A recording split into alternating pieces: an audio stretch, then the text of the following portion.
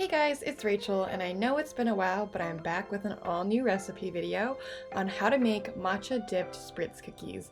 These cookies will be perfect for the holidays, and we also use a cookie press from Zule Kitchen, which is really cool, and I'll talk to you guys more about that in just a bit.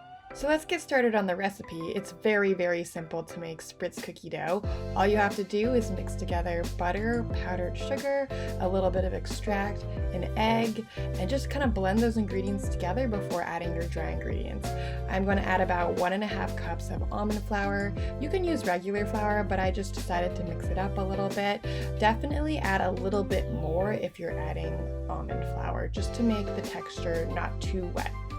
Once your dough has come together and is a little bit sticky, you're ready to throw it into your Zule Kitchen cookie press. So this deluxe cookie press is really awesome because it comes with 20 different decorative stencils which you can use to pop out a bunch of different cookies in a bunch of different styles. It's really easy, simple to use. You just load up the cookie dough into the tube chamber, and then you can adjust the setting of how thick you want your cookies to be, and you can also change the stencil and just pop out a bunch of cookies. You simply fill and press, and you can dispense over 35 small cookies and 20 to 25 large cookies in a single batch. So this is really awesome, and I will leave the link in the description box below if you guys want to check this out. So once you've popped out your cookies on a baking sheet lined with parchment paper, you can bake them at 375 degrees Fahrenheit for approximately 5 minutes. So now let's get started on our glaze. You could leave the cookies plain, but I think a glaze adds a little bit of color and some funness to the cookies themselves. So we're making a simple matcha glaze in which we're adding powdered sugar, matcha powder, almond extract, and some Oatly milk or whatever milk you have on hand.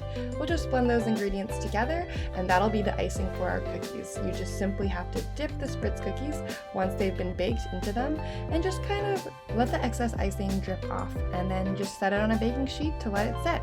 And there you have it, guys. That's how you make some super simple Spritz cookies. These are buttery, sugary cookies with a nice little icing. I think they make the perfect holiday cookie treat, and you can just add it any sort of cookie assortment box. So thanks so much for watching, and don't forget to check out Zule Kitchen's product down below, and I'll see you guys next week. Bye!